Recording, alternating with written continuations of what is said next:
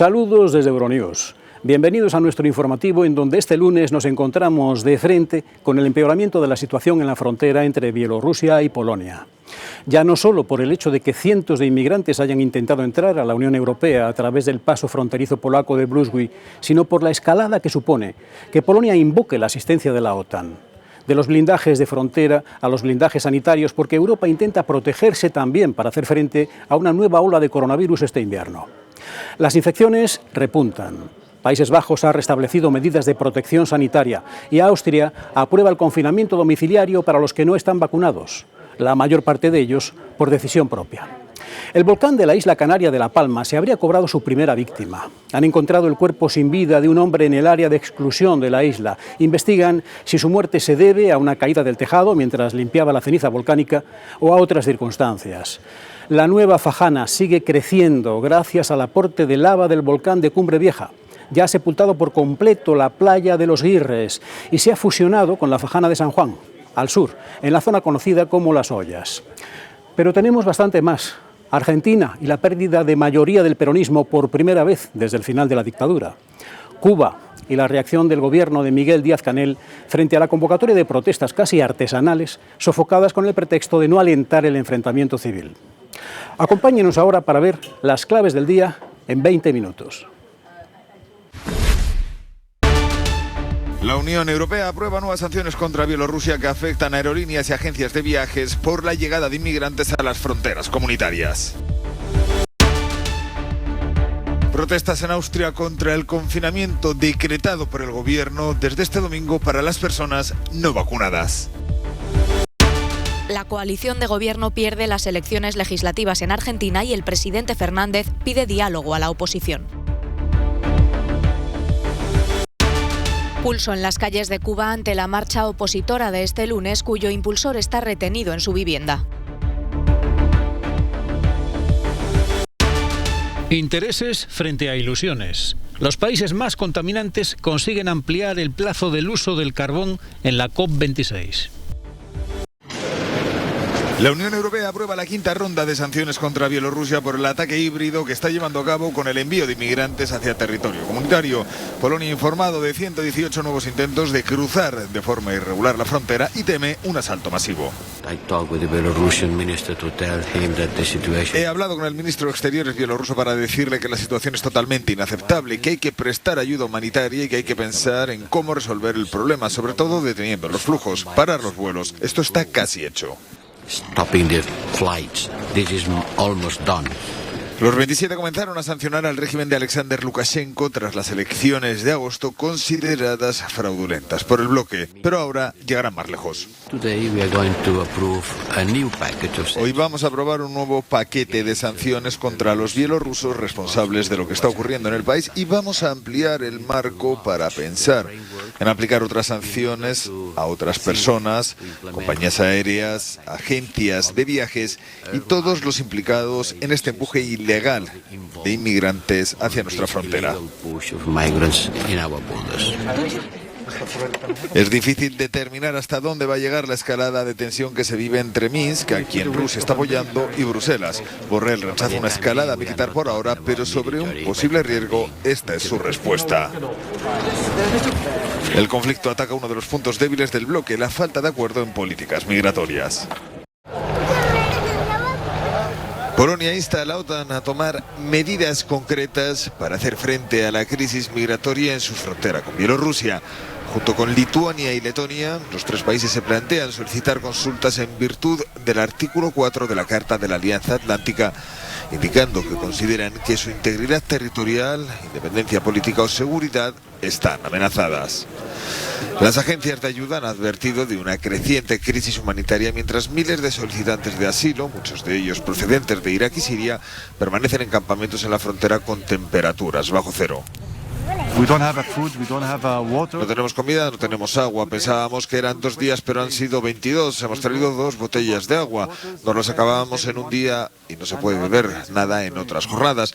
Nos pasaron muchas cosas. No teníamos energía, la comida, la tienda de campaña, los sacos de dormir. Y nos quedamos solos en el bosque con una temperatura de -2 grados en la noche. Sin embargo, la televisión estatal bielorrusa ha mostrado imágenes de la Cruz Roja distribuyendo suministros limitados de alimentos y agua principalmente a mujeres y niños. El presidente de la ex República Soviética, Alexander Lukashenko, ha sido acusado de animar a miles de personas de Oriente Medio a viajar a las fronteras de Europa en represalia por las sanciones comunitarias a su gobierno por la represión tras las disputadas elecciones de 2020. Hoy se anunciarán más sanciones de Bruselas, que se espera que apunten a funcionarios bielorrusos, además de agencias de viajes y aerolíneas que han ayudado a transportar migrantes a Bielorrusia. Estoy aquí en un pueblo que parece muy tranquilo junto a la frontera, pero la tensión ha ido aumentando día tras día en la última semana, desde el intento de asalto a la frontera del lunes. Y la policía fronteriza polaca informó de otro intento el viernes de unas 100 personas que trataron de saltar la valla y huyeron cuando vieron llegar a decenas de soldados y guardias fronterizos. La seguridad está al máximo nivel aquí y los activistas polacos que intentan ayudar a los migrantes que se abren paso a través de la zona prohibida, que se extiende a lo largo de la frontera, dicen que han tenido muy pocas operaciones de rescate esta semana porque ahora es prácticamente imposible que los migrantes pasen. La situación de los que están atrapados en el lado bielorruso es insostenible. La gente tiene poca comida, poca agua potable. Esta semana se informó de la muerte de 2 personas en el lado bielorruso, entre ellas un niño de 14 años. Y en el lado polaco, el cuerpo de un joven sirio fue hallado en el bosque. Y todo esto está pesando en la población local polaca. Hay sentimientos encontrados aquí, entre los que sienten empatía por los migrantes, que dicen que no deberían dejarles morir en el bosque, y los que les tienen miedo y quieren que se queden fuera. En cualquier caso, todos sienten que se han quedado solos ante una situación que creen que se les irá de las manos si el pulso entre Bielorrusia y la Unión Europea no encuentra una solución muy pronto. La crónica de Valery Goria desde Bohoniki, en el este de Polonia, para Euronews. Miles de refugiados y migrantes que intentan cruzar a la Unión Europea están varados a lo largo de la frontera entre Polonia y Bielorrusia, lo que aumenta las tensiones diplomáticas. Sin embargo, las escenas de caos no desaniman a los posibles migrantes. Es fácil, conseguimos nuestro visado en Irak pagando $2.040. La Unión Europea acusa al presidente bielorruso Lukashenko y a su principal apoyo, el presidente ruso Vladimir Putin, de orquestar la crisis migratoria. Si hace falta, me quedaré 5 o 6 meses para llegar a Alemania. Amar, un sirio que vive en Bélgica desde hace 6 años, vino a Polonia a reunirse con su madre, que acaba de cruzar la frontera. Explicó también los obstáculos que algunos de los migrantes deben confrontar. Ellos cortan las vallas y les dejan cruzar a Polonia. A veces ayudan a la gente a cruzar, a veces las golpean, a veces las llevan a lugares desconocidos, a Lituania. Afortunadamente, mi madre estaba con un grupo que llevaron a Polonia. En Beirut, Rabí Ibrahim espera marcharse a Bielorrusia con su hijo en los próximos días para escapar de la crisis económica que azota su país. Este es el único país que permite a la gente venir a Europa. Los otros países están cerrados. Esta es la única oportunidad para nosotros. En la capital libanesa, varias agencias de viajes ofrecen vuelos directos a la capital bielorrusa por poco más de 1.000 euros y los vuelos están llenos. Han pasado de recibir 1 o 2 solicitudes al año a todos los días. Austria estrecha el cerco sobre la población no vacunada. A partir del domingo por la noche ha entrado en vigor un confinamiento para estas personas que ha sido fuertemente criticado por los opositores. Cientos de ciudadanos protestaron en las horas previas a la introducción de las nuevas medidas. Las restricciones prohíben a los mayores de 12 años no inmunizados salir de casa salvo para actividades básicas como trabajar, hacer la compra, salir de paseo o vacunarse. Las autoridades están preocupadas por el aumento de las muertes y porque el personal de los hospitales ya no podrá manejar los crecientes ingresos de pacientes con COVID-19.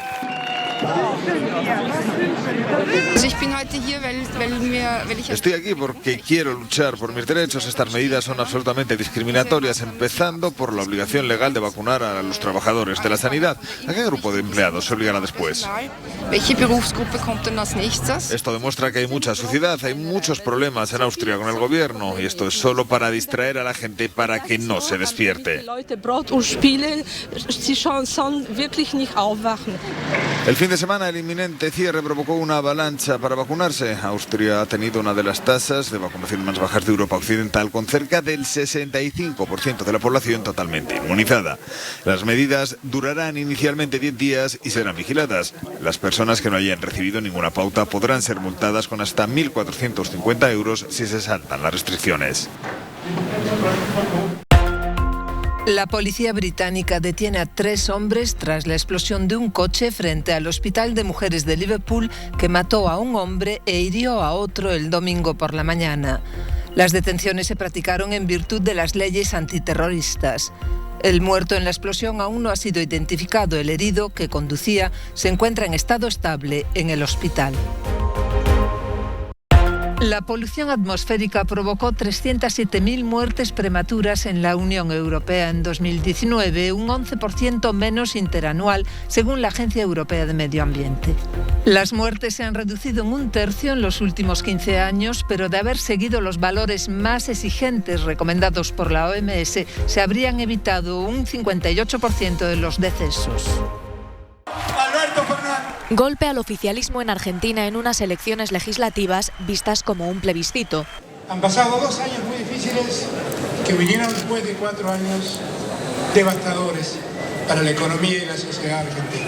La coalición de gobierno peronista del presidente Alberto Fernández ha perdido el control del Senado y su posición de mayoría en la Cámara de Diputados. Ojalá que esta noche escuchen de verdad, porque hay millones de argentinos que le están pasando mal y necesitan que este gobierno escuche y que defina un rumbo, un camino y respuestas concretas. Los argentinos esta noche les dijeron mayoritariamente, así no. El descontento social por la alta inflación y el aumento de la pobreza y la inseguridad ha dado alas a una oposición, el bloque de centro-derecha Juntos por el Cambio, que va a complicar los 2 últimos años del mandato a Fernández. Este les ha pedido patriotismo y estar abiertos al diálogo. Debemos priorizar los acuerdos nacionales.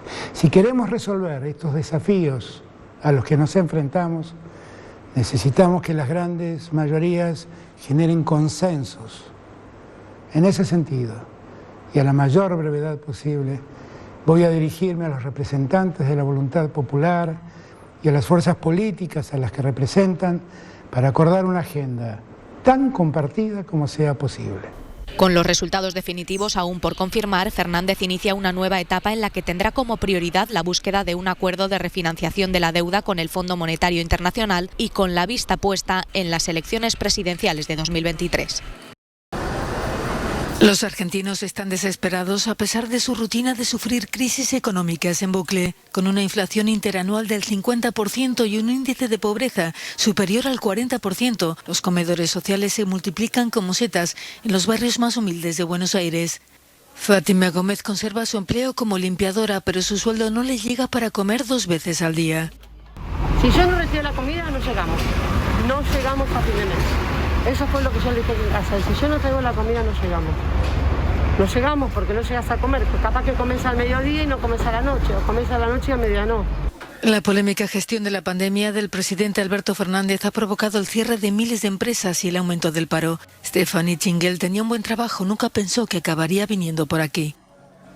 No, porque nunca tuve la necesidad. Siempre tuve trabajo y ganaba bien. Después de la pandemia fue donde no conseguía trabajo y hasta el momento. Todos los días mando currículum y no me llaman. El valor del dólar ha pasado de 65 pesos a 200 en los menos de 2 años de gobierno peronista. Se acusa a Fernández de carecer de un plan económico, que además debe afrontar el pago de 45.500 millones de dólares de la deuda al FMI, a lo que se suma una enorme inseguridad en las calles, en barriadas que lo votaron. Indignación rematada por los más de 116.000 fallecidos por COVID y el descubrimiento de la fiesta de cumpleaños llena de invitados de su esposa durante la estricta cuarentena. Estas elecciones son un ejercicio catártico, según algunos analistas políticos de este país que tanto entiende de psicología. Una sábana blanca frente a la ventana de su vivienda. Esa es la única forma de protesta que ha encontrado el dramaturgo y opositor Junior García, incomunicado y bajo vigilancia policial en su residencia. El activista impulsó la marcha del 15N en Cuba, pero el gobierno le denegó el permiso, asegurando que Estados Unidos estaba detrás de esta iniciativa. Personas afines al gobierno rodearon la vivienda y colocaron 3 grandes banderas cubanas en su fachada. Están contra la Constitución, convocaron una marcha. Y a pesar de que él dice que iba a marchar solo, sabemos a ciencia cierta que se le pueden unir muchas personas en el camino. Y lo que estamos es tratando de que haya una confrontación pueblo a pueblo. La manifestación de este lunes pretendía exigir la liberación de los presos detenidos durante las protestas de julio, pidiendo una ampliación de los derechos humanos y un diálogo nacional. Entre tanto, se han sucedido las condenas internacionales por la retirada de las acreditaciones de prensa a los periodistas de la agencia EFE. Se las han restituido a 2 de ellos, algo que el medio de comunicación considera insuficiente. El Ministerio Español de Asuntos Exteriores ha pedido explicaciones a Cuba sobre esta situación. Saif al-Islam quiere suceder a su padre, el depuesto y asesinado presidente de Libia, Muammar al-Gaddafi. El hijo del dictador libio ha presentado su candidatura a las elecciones previstas para el próximo 24 de diciembre, pero esta cita está en entredicho a causa de las disputas entre los diferentes grupos rivales y por falta de consenso sobre una ley electoral que regule la consulta. La opción del aplazamiento, que apoyan gran parte de los grupos libios, ganó fuerza esta semana tras la cumbre convocada por Francia en París para tratar el tema. Libia está sumida en una guerra civil desde que en 2011 una coalición internacional apoyada por la OTAN contribuyera a la victoria de los distintos grupos rebeldes sobre el régimen de Muammar al-Gaddafi. Saif al-Islam es un superviviente de esta contienda. Fue capturado por un grupo rebelde un mes después del asesinato de su padre y condenado a la pena capital por un tribunal de Trípoli. Pero el grupo rebelde lo entregó al mariscal Khalifa Haftar, uno de los hombres fuertes del país, quien le dio protección. De ser elegido, Saif al-Islam tendría dificultades para ser reconocido como presidente al haber contra él una orden de busca y captura por parte de la Corte Penal Internacional por presuntos crímenes de lesa humanidad. Los intereses vencieron a las ilusiones. Las protestas por el final aguado de la COP26 en Glasgow escenifican una sensación de fracaso generalizada. Triunfaron países como India, uno de los más contaminantes del mundo, cuya delegación consiguió que el texto final del acuerdo cambiara la palabra eliminación, referida al uso de combustibles contaminantes, por una simple reducción. Una desilusión que atenuó el presidente de la cumbre, Alok Sharma, subrayando los logros. Estoy decepcionado, como he dicho, en cuanto a dónde hemos acabado, pero sin embargo hemos conseguido un acuerdo histórico en el último momento. Ojalá hubiéramos podido mantener los términos que había originalmente. Sin embargo, tenemos iniciativas sobre el carbón, sobre la reducción progresiva del carbón, y creo que mucha gente acogerá con satisfacción el hecho de que al menos eso se haya conseguido.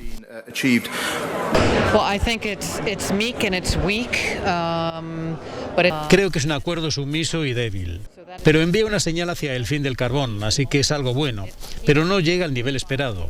Mantiene a duras penas el objetivo de 1,5 grados, pero no creo que los jóvenes de todo el mundo vayan a aceptar otra COP como esta.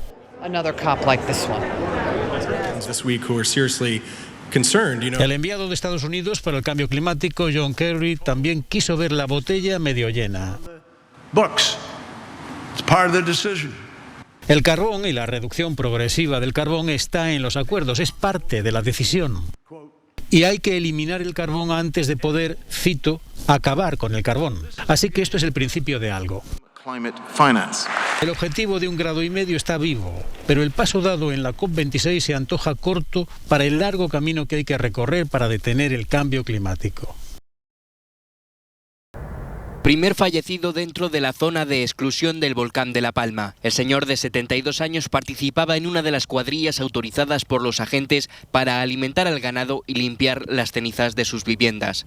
El grupo abandonó el lugar sin percatarse de que faltaba uno de los miembros. Una de las hijas del fallecido alertó a la policía ya por la noche de que su padre no había vuelto. Gracias a un dron pudieron comprobar que otra vivienda del fallecido, diferente a la que indicó que iba a limpiar, tenía un agujero en la cubierta. La principal hipótesis es que el tejado colapsó debido al peso mientras el hombre limpiaba la ceniza. Normalmente este trabajo suele ser realizado por bomberos y por la unidad militar de emergencias. Pero también se ha autorizado a los vecinos a limpiar sus viviendas. Los expertos recuerdan que hay que seguir el protocolo, no acudir en solitario y dejar claro a qué sitio se va a limpiar. Mientras, siguen saliendo ayudas para los afectados por el volcán. Según el europarlamentario López Aguilar, la Unión Europea ayudará a todos los afectados por el volcán gracias al Fondo de Solidaridad de la Unión Europea. Por tanto, va a haber solidaridad europea, la vamos a garantizar. Hay tiempo para poner en marcha el procedimiento cuando se pueda cuantificar el volumen del daño. El fondo establece que las ayudas se pueden movilizar cuando los daños superen el 1% del PIB de la región y cuando la catástrofe natural tenga graves repercusiones en las condiciones de vida, el entorno natural o la economía. Miles de músicos, la mayoría niños y adolescentes, han participado este sábado en un concierto en la Academia Militar de Venezuela en Caracas, con un objetivo: batir el récord como la orquesta más grande del mundo. Andrés David Ascaño ha sido el encargado de dirigir a estos 9.100 instrumentistas.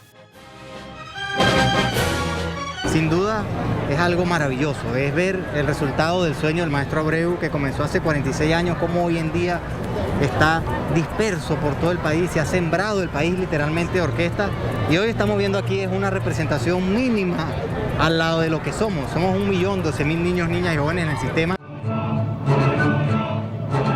Los artistas entre los 12 y los 77 años han interpretado durante varios minutos la marcha eslava de Tchaikovsky, entre otras piezas.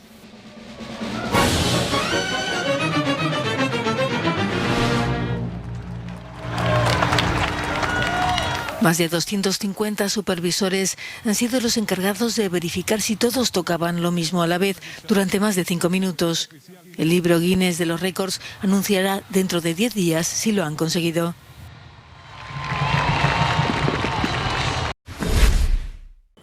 Y hasta aquí hemos llegado en Euronews hoy. Tienen más desde nuestra emisión en directo las 24 horas del día hasta la información noticia a noticia en las redes sociales.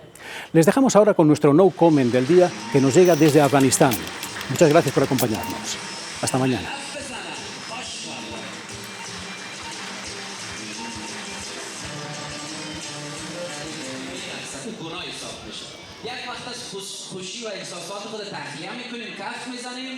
من اهل بیت میخوایم کف میزنیم.